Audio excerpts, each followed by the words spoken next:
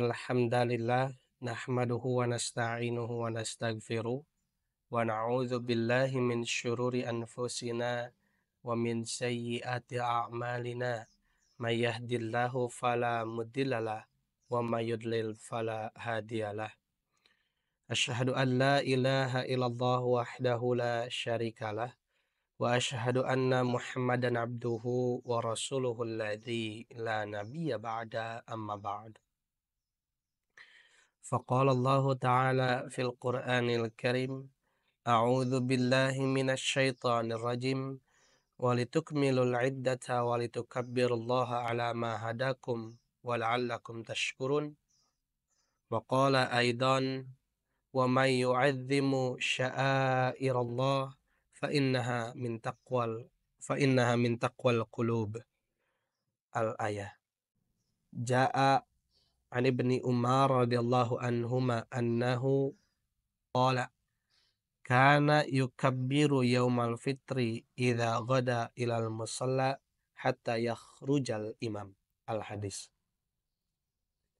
Hadirin sahabat Cenki yang dirahmati Allah, tiada pujian yang pantas terucap dari lisan, terkukuh dengan amal perbuatan sehingga bernilai ganjaran kebaikan. Karena atas kudrahnya, iradah serta inayahnya, kita dapat kembali berjumpa melalui layanan live streaming, melalui layanan media YouTube salah satunya, dalam meraih derajat takwa di hadapan Zat yang Maha Kuasa.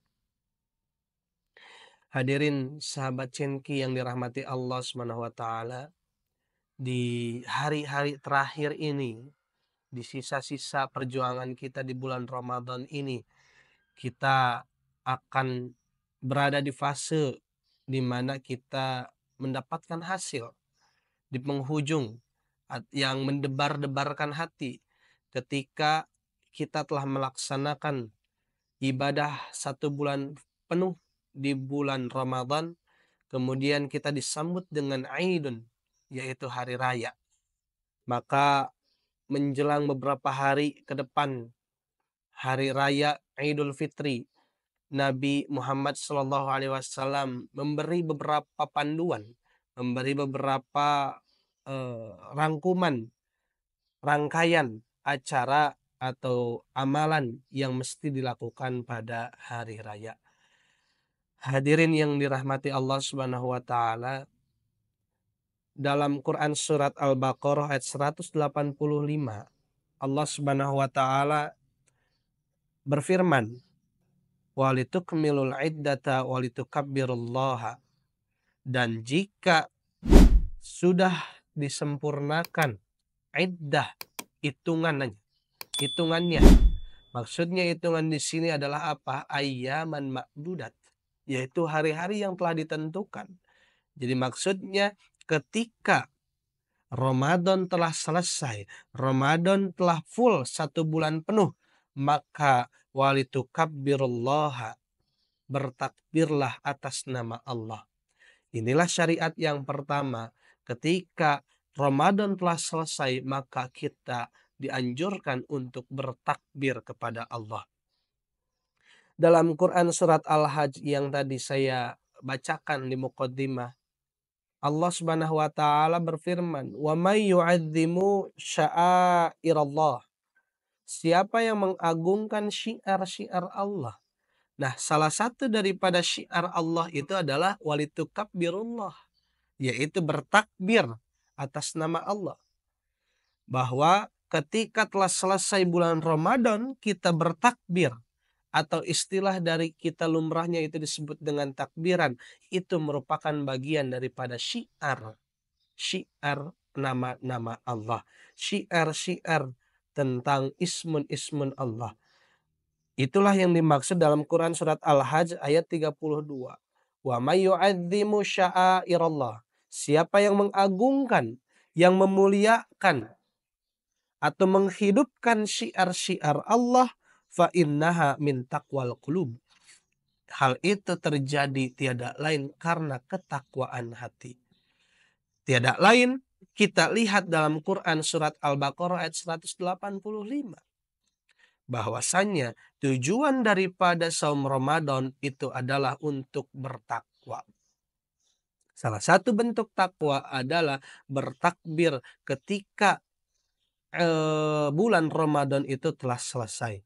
Maka takbir kita di bulan Syawal atau di Idul Fitri atau Idul Adha itu merupakan syiar Allah, syiar agama Islam. Hadirin yang dirahmati Allah Subhanahu wa taala, bentuk-bentuk syiar di bulan Syawal, terutama terkhusus di hari Id, itu beragam. Salah satunya yaitu tadi takbiran, hal lumrah yang sering kita dengar. Namun masih ada perbedaan di kalangan kita tentang praktik takbiran, termasuk mungkin ada kebingungan kapan mulai takbiran. Karena masih ada persimpangan, masih ada perbedaan di antara umat Islam. Layaklah untuk kita untuk menyelesaikan persoalan tersebut. Jangan sampai persoalan tersebut berlarut-larut sampai menjadi kebingungan di antar umat Islam.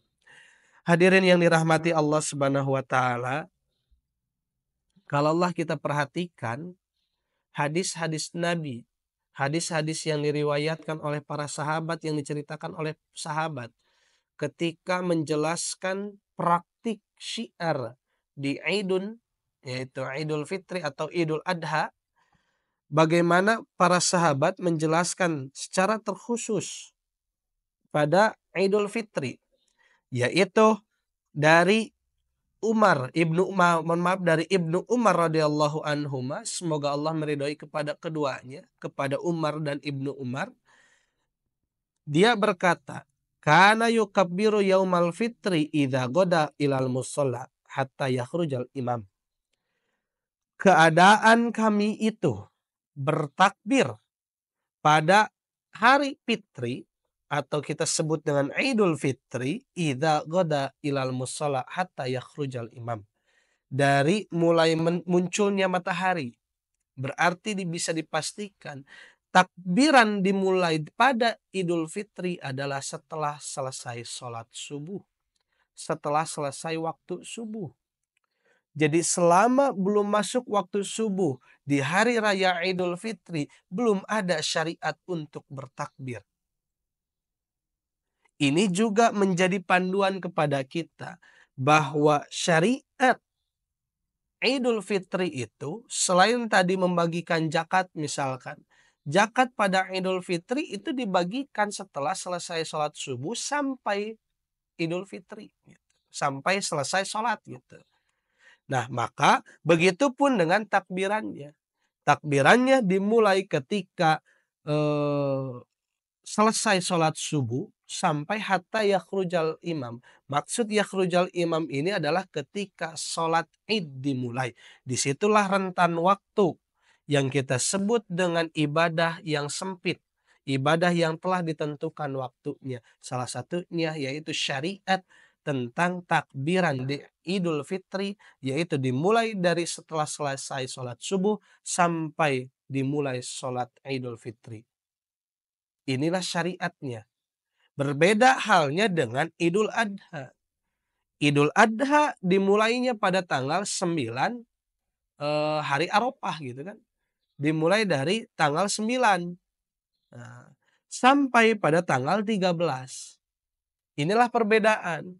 Jadi kalau di Idul Fitri itu dimulainya dari setelah selesai sholat subuh sampai imam hendak sholat, atau kita melaksanakan sholat Idul Fitri. Sedangkan Idul Adha dari tanggal 9 sampai tanggal 13. Inilah yang saya sebut bagian daripada syiar Allah. Bagian daripada syiar agama Islam. Jadi tidak semata-mata mengagungkan bertakbiran disebut syiar. Tetapi mengagungkan syiar Allah itu salah satunya, yaitu sesuai dengan perintah atau anjuran tuntunan Nabi Muhammad SAW. Nah, sebagaimana keterangan Ibnu Umar, seorang sahabat yang senantiasa ingin persis sama seperti Nabi Muhammad, beliau menuturkan, kami itu ketika takbir di Idul Fitri setelah selesai sholat subuh sampai menjelang sholat Idul Fitri. Kemudian apalagi hal-hal yang mesti dilakukan atau yang menjadi syiar di Idul Fitri? Salah satunya kita paham sunat, sekalipun hukumnya sunat muakkadah, sholat Idul Fitri itu sangat penting karena bagian daripada syiar Allah. Jadi sholat Idul Fitri yang sepaket dengan khutbahnya, mesti kita pahami bahwa khutbah di sini bukan hanya sekedar kumpulan biasa, pengajian umum biasa. Lebih daripada itu, khutbah Id itu adalah syiar Allah, syiar agama Islam.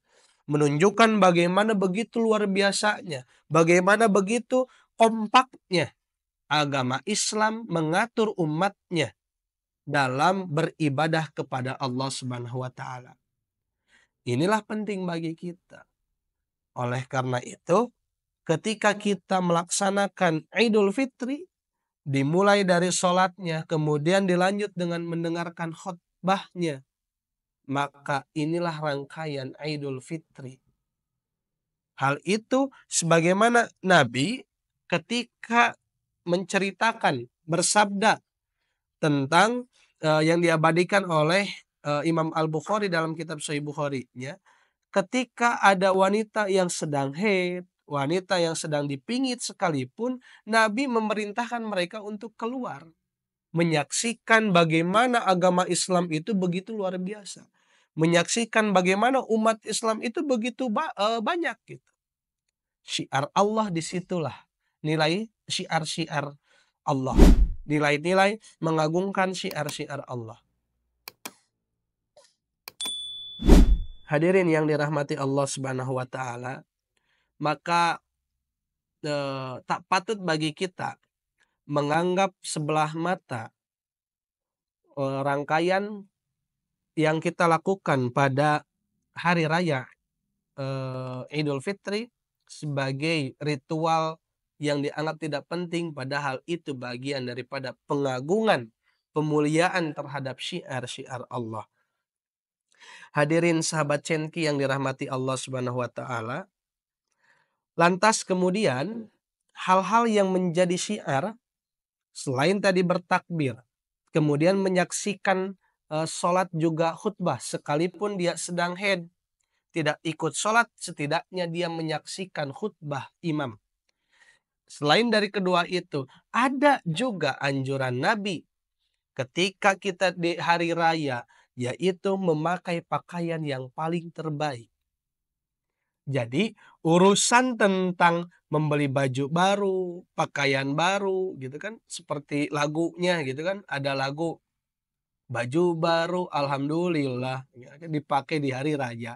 Nah, lagu itu sebetulnya kalau kita perhatikan mengenakan pakaian terbaik, baik itu baru atau baju lama pun, jika bajunya itu yang terbaik, itu dengan alasan, dengan diniatkan bahwa ini syiar kepada Allah, maka itu dinilai sebagai ibadah.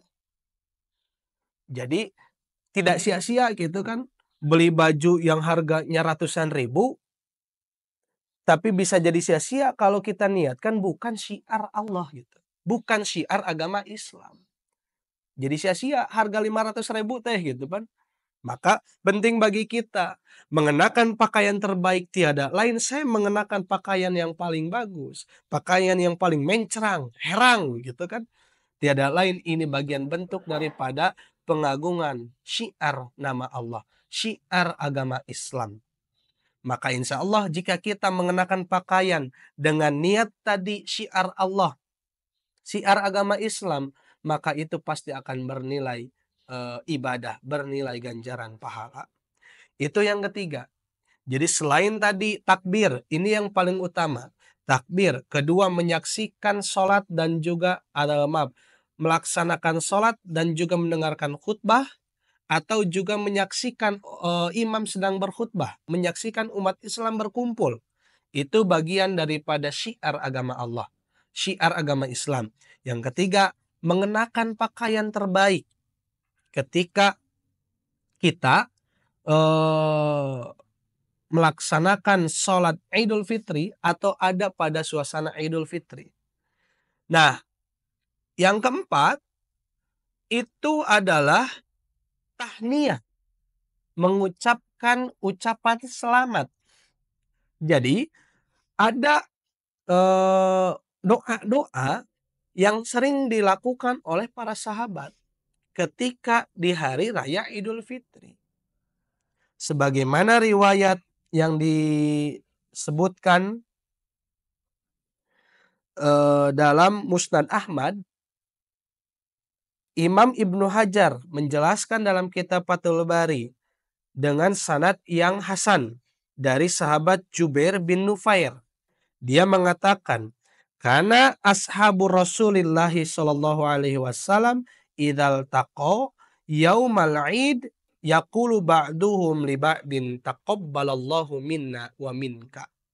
Dalam riwayat lain disebutnya taqabbalallahu minna wa minkum. Tidak ada keterangan tambahan wasiyamana wasiyamu, tapi cukup taqabbalallahu minna wa minkum. Kenapa ada ucapan seperti itu? Kalaulah kita ibaratkan id itu adalah hasil atau penghujung, antara diterimanya atau tidaknya amalan-amalan ibadah yang kita laksanakan di bulan Ramadan secara sebulan full. Maka harapan, doa tadi harapan semoga apa yang telah dilaksanakan di bulan Ramadan kemarin, apapun itu mau saumnya, baca Qur'annya dan segala macamnya, itu diterima oleh Allah. Jadi para sahabat itu ketika saling bertemu mengucapkan taqabbalallahu minna wa minkum. Bukan kalimat minal aidin wal faizin. Inilah sunnah yang hampir hilang, syiar yang hampir hilang. Maka tadi syiarnya saya ulangi, pertama takbir, kemudian kedua menyaksikan eh, apa proses Idul Fitri atau Idain, yang ketiga kemudian tadi mengenakan pakaian terbaik, mengenakan kendaraan terbaik salah satunya juga.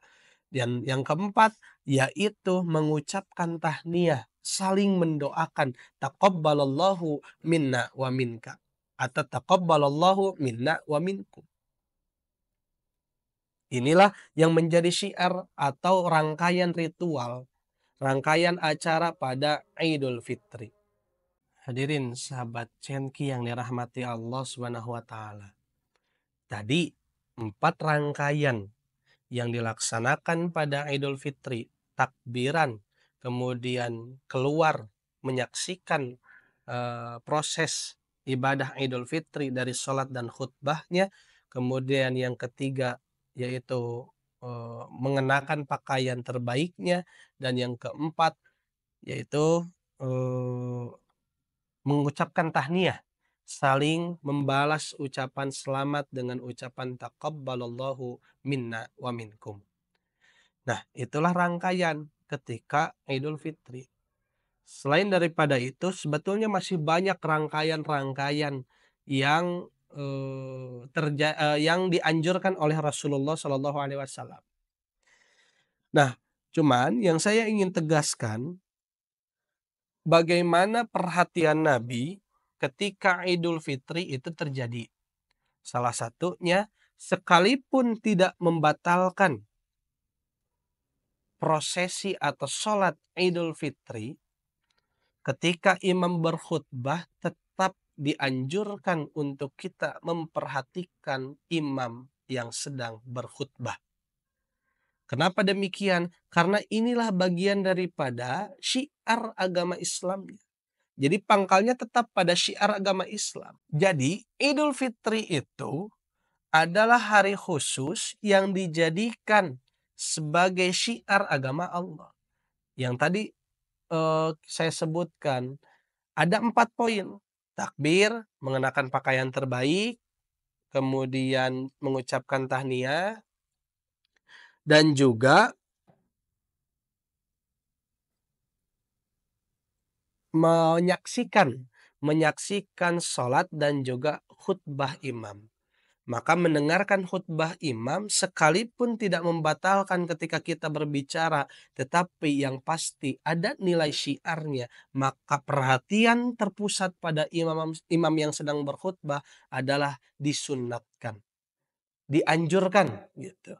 Kemudian adapun tentang lafaz takbir yang dibacakan atau yang diucapkan dari mulai setelah selesai sholat subuh sampai menjelang sholat Id, itu sebagaimana diriwayatkan dalam riwayat Ibnu Mas'ud, Abdullah Ibnu Mas'ud, dari Ibnu Abi Syaibah dalam kitabnya menyebutkan, karena Abdullah Ibnu Mas'udin, bagaimana keadaan Abdullah Ibnu Mas'ud? Keadaan Abdullah Ibnu Mas'ud yukabbiru ayyamat tasyrik, Allahu Akbar, la ilaha illallah, Allahu Akbar walillahil hamd. Sebagaimana keterangan dari Ibnu Mas'ud tadi dalam riwayat Ibnu Abi Syaibah, bahwasanya lafaz takbir yang diajarkan oleh Nabi yaitu Allahu Akbar, la ilaha illallah, Allahu Akbar walillahil hamd. Inilah lafaz takbir yang diajarkan. 2 kali takbir di awal, kemudian lafaz la ilaha illallah, kemudian wallahu akbar, Allahu akbar, walillahil hamd. Atau dalam riwayat Al-Baihaqi, Allahu akbar kabira. Kemudian dalam riwayat ini, cuman yang paling sering dilaksanakan pada Idul Fitri atau Idul Adha, yaitu lafaz yang tadi saya sebutkan. Allahu Akbar, la ilaha illallah, huwallahu akbar, Allahu Akbar, walillahil hamdu. Inilah lafaz takbir yang diajarkan oleh Nabi. Jadi setelah kita selesai sholat subuh, kemudian kita beranjak pergi ke musola, ke lapangan Id untuk melaksanakan sholat Id dan mendengarkan khutbah. Dari rumah ke lapangan kita mengucapkan, kita melantunkan takbir. Sejajalan misalkan, dari kita langkah demi langkah mengucapkan Allahu Akbar, la ilaha illallah, Allahu Akbar walillahil hamd. Nah, sampai kita datang ke tempat Id pun kita masih tetap melantunkan takbir. Sampai ketika kita mau laksanakan sholat, maka disitulah kita selesai bertakbir. Nah, kemudian setelah selesai kita melaksanakan sholat Id dan juga mendengarkan khutbah, barulah kita pulang. Dan Nabi mengajarkan jika kita pulang, dianjurkan untuk berbeda jalan. Jadi misalkan kita datang melalui jalan ini, pulanglah jalan yang lain. Jalan sanes gitu. Jalan yang lain. Kenapa demikian? Tadi puncaknya yaitu syiar agama Islam. Gitu. Nah, adapun yang saya ingin jelaskan juga yaitu terkait bagaimana praktik takbir pada sholat Idul Fitri atau Idul Adha. Dalam riwayat Abu Daud dan juga Ibnu Majah dijelaskan dari Aisyah radhiyallahu anha menyebutkan Rasulullah SAW keadaan beliau baik bertakbir pada Idul Fitri atau Idul Adha, beliau bertakbir fil aula sab'a takbiratin. Beliau bertakbir 7 kali takbir. Kemudian wa fi tsaniyati khamsan, dan pada 2 rakaat kedua yaitu 5 kali takbir. Nah, penting kita pahami apa yang dimaksud dengan takbir dan raf'ul yadain, mengangkat tangan. Karena keduanya berbeda. Kalaulah takbir itu mengangkat tangan, kita lihat bagaimana takbir pada sujud. Apakah takbir pada sujud ketika setelah selesai sujud Allahu Akbar sambil begini? Pan tidak. Maka takbir dalam makna ini bukan mengangkat tangan. Tetapi takbir dalam makna ini secara asal takbir adalah mengucapkan Allahu Akbar. Tetapi takbiratul ihram pada sholat id terjadi 7 kali gitu, di rakaat pertama. Jadi takbirnya itu begini, Allahu Akbar, Allahu Akbar, Allahu Akbar, sampai 7 kali ketika Allahu Akbar. Setelah selesai kita 7 kali, barulah di situ kita membaca doa iftitah sebagaimana sholat biasanya. Nah, yang kedua, masalah yang kedua, ketika kita selesai rokaat pertama, bangkit ke rokaat kedua, apakah kita mengangkat tangan gitu atau tidak perlu? Maka kalaulah kita perhatikan bagaimana pengajaran Nabi kepada para sahabat mengajarkan sholat secara umum, bahwa ketika selesai dari rokaat pertama bangkit ke rokaat kedua cukup mengucapkan takbir tanpa mengangkat tangan. Tetapi itu sudah dihitung 1 kali takbir. Ya, sekali lagi, kalau misalkan kita selesai selesai rakaat pertama, sujud, bangkit dari sujud, sujud, dan bangkit ke rakaat kedua, Nabi mengajarkan selesai rakaat pertama bangkit ke rakaat kedua itu tanpa menggunakan takbir atau mengangkat tangan. Tanpa menggunakan, saya ulangi, tanpa menggunakan mengangkat tangan. Karena yang disyariatkan adalah yukabbiru, bertakbirnya, bukan mengangkat tangan. Tadi yang saya tegaskan. Jadi kita harus memisahkan antara mengangkat tangan dan bertakbir. Jadi kalau takbir lafad gitu kan, kalau mengangkat tangan disebut dengan fi'lun, perbuatan, atau yang disebut dengan raf'ul yadain, mengangkat kedua tangan gitu.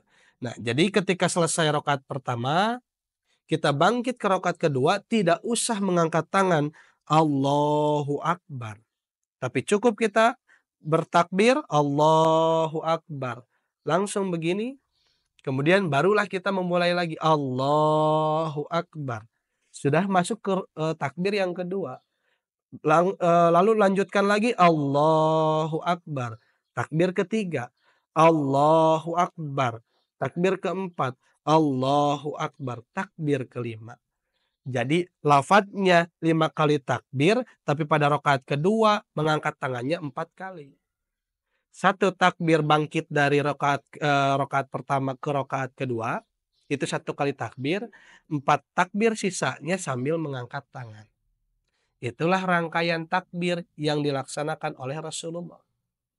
Jadi praktek Rasul seperti itu. Bagaimana Nabi takbir awal 7 kali, gitu kan, sambil mengangkat tangan dan juga bersedekap. Takbir kedua bangkit sambil mengucapkan takbir, itu sudah terhitung 1 kali takbir. Kemudian takbir yang kedua sambil mengangkat tangan. Jadi 1 takbir untuk bangkit dari sujud, takbir 2, 3, 4, dan 5 itu adalah takbir yang sambil mengangkat tangan. Setelah selesai takbir yang kelima, maka dilanjutkan seperti sholat seperti biasanya, yaitu Allahu Akbar, Bismillahirrahmanirrahim. Begitulah rangkaian praktik sholat Nabi ketika takbir pada sholat id. Nah, sahabat Cenki yang dirahmati Allah Subhanahu wa Ta'ala, inilah yang mesti kita perhatikan. Rangkaian-rangkaian atau amalan-amalan yang dilakukan pada hari raya. Tadi poinnya pertama yaitu bertakbir dimulai dari setelah selesai sholat subuh sampai imam sampai menjelang sholat Idul Fitri. Kemudian mengenakan pakaian terbaik, mengenakan kendaraan terbaik, bahkan bagusnya kita berjalan kaki menuju tempat id. Kemudian yang ketiga, tadi disebutkan bahwasanya menyaksikan sekalipun ada wanita sedang haid atau wanita yang sedang dipingit, disyariatkan, disunatkan untuk menyaksikan rangkaian amalan ibadah yang dilaksanakan pada Idul Fitri. Karena itu bagian daripada syiar Allah. Kemudian yang terakhir, tadi mengucapkan tahniyah. mengucapkan doa taqabbalallahu minna wa minkum. Barangkali itu yang bisa saya sampaikan, semoga ada guna dan manfaat yang bisa kita dapatkan, terkhusus untuk saya yang menyampaikan. Saya tutup dengan doa, Rabbana atina fid dunya hasanah wa fil akhirati hasanah wa qina adzabannar. Saya ucapkan juga taqabbalallahu minna wa minkum. Semoga Allah menerima amal dari saya, amal dari kami, dan juga amal dari kamu sekalian. Aqulu qouli hadza wa astaghfirullah li wa lakum. Wassalamualaikum warahmatullahi wabarakatuh.